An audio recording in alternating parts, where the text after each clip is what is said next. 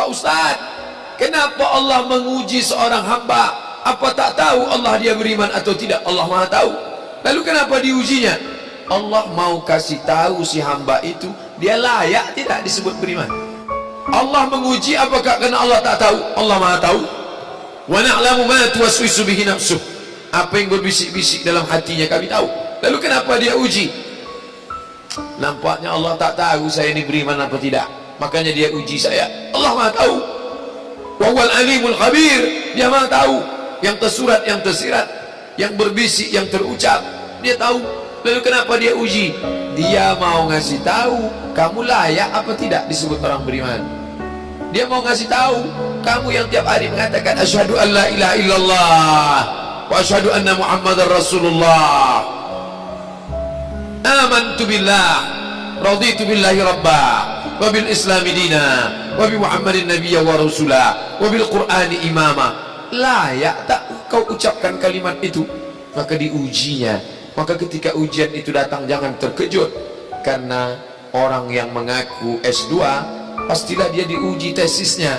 Orang yang mengaku doktor pastilah diuji disertasinya. Kalau ada mengaku doktor tapi belum menulis disertasi, berarti palsu. Kalau ada mengaku layak menjabati suatu tempat tapi belum teruji, berarti palsu. Yang palsu tak layak untuk menerima hadiah. Bapak Ibu yang dimuliakan Allah Subhanahu wa taala, maka ketika ujian itu datang, pada hari silih berganti itulah datang ujian. Walanabluwannakum bisyai'im minal khauf. Kami uji dia dengan takut. Ujian yang pertama, khauf, takut. Yang kaya takut miskin, yang senang takut susah, yang sayang pada anak takut anak mati, yang sayang pada ayah takut, yang punya istri takut istrinya meninggal, yang punya suami takut suaminya mendahului dia. Takut. Apakah takut itu bisa membuat orang menjadi kafir? Ya. Saking takutnya miskin menghalalkan segala cara yang mestinya bukan hak milik dia. Dipindah alih nama, menyogok riswah, memakan dengan cara batil. Mengapa orang menjadi menghalalkan segala cara?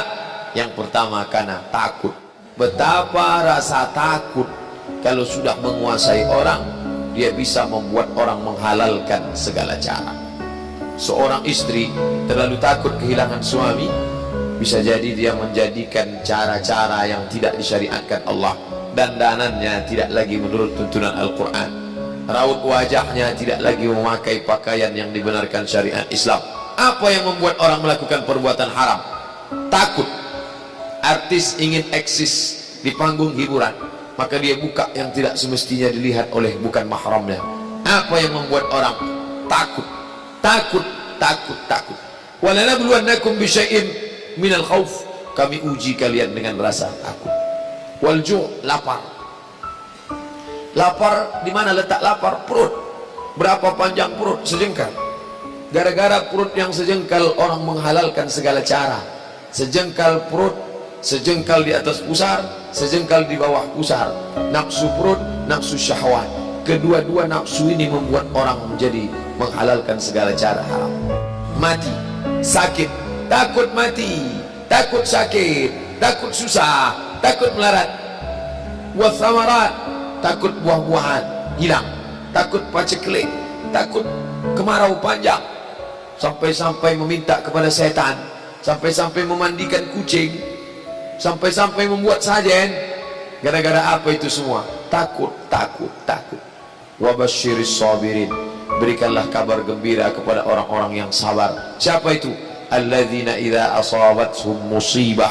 Orang-orang yang ketika dia ditimpakan ujian itu, apa kata mereka? Qalu, mereka berkata, inna lillahi wa inna ilaihi raji'un.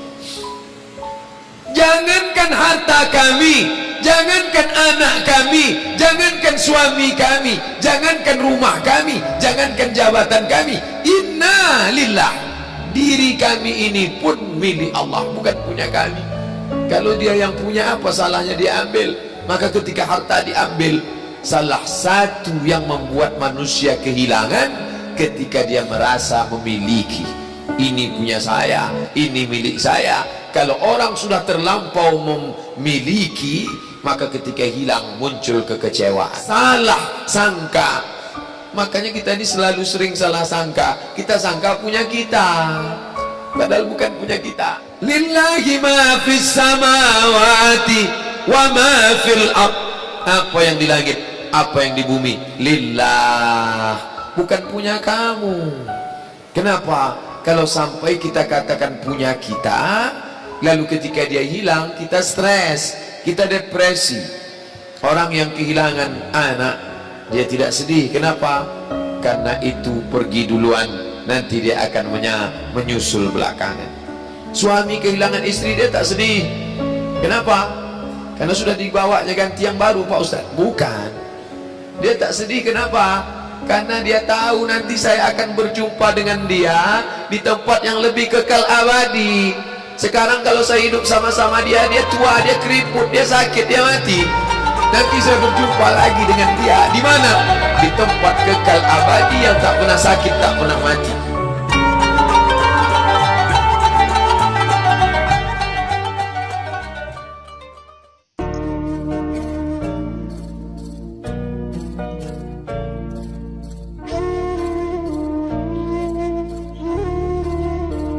Menjadi orang soleh itu bagus, tapi kita ketika merasa lebih soleh dari yang lain, mohon maaf, perasaan lebih itu akan berbahaya bagi dirinya. Menjadi orang baik harus, tapi ketika merasa lebih baik dari orang lain, ini yang akan membuat kekacauan bagi dirinya yang merasa lebih baik. Ayo tengokin teman-teman yang belum dapat hidayah. Umur di tangan Allah, kesempatan di tangan Allah. Jibril alaihissalam turun kepada Rasul mengabarkan, siapapun orang yang berbuat maksiat seumur hidupnya dan dia adalah umatmu, 1 tahun sebelum meninggal dia minta ampun kepada Allah, Allah akan ampuni semuanya. Rasulullah bilang apa? Aduh malaikat Jibril, kelamaan. Balik kepada Allah. Rasulullah tahu kualitas umatnya. Setelah kembali kepada Allah, turun lagi, ya Rasulullah, barang siapa dari umatmu berbuat dosa seumur hidupnya, 1 bulan sebelum dia meninggal, dia tobat kepada Allah, Allah subhanahu wa ta'ala akan ampuni dosanya. Apa Rasulullah bilang? Aduh malaikat Jibril, jangan deh, kelamaan, umatku lalai. Kembali lagi kepada Allah, turun lagi, ya Rasulullah, barang siapa dari umatmu dia berbuat dosa seumur hidupnya, 1 minggu sebelum meninggal dia bertobat kepada Allah, Allah akan ampuni. Tapi apa yang dikatakan Rasulullah SAW? Aduh jangan, malaikat Jibril jangan, umatku lalai. Lihat, sayang gak Rasulullah sama kita? Cinta gak Rasulullah sama kita? Akhirnya kembali lagi kepada Allah, lalu kemudian turun, ya Rasulullah, Allah berkirim salam kepadamu. Barang siapa dari umatmu dia melakukan dosa, melakukan keburukan seumur hidupnya, 1 tahun, 1 bulan, 1 minggu, 1 hari, bahkan ketika ruhnya yagargir, malam yagargir, gargarah, berbulat balik di tenggorokan, dia nggak bisa berkata apapun kepada Allah, tapi matanya menatap memohon kepada Allah, hatinya bersungguh-sungguh kepada Allah, minta ampun kepada Allah, Allah subhanahu wa ta'ala akan memberikan ampunan kepada mereka. Itu maha luasnya ampunan Allah. Tapi sayang 1000 sayang, Allah nggak pernah bosan ngampunin hambanya. Cuma hambanya yang kadang-kadang bosan minta ampun kepada Allah. Na'udzubillahi min dzalik.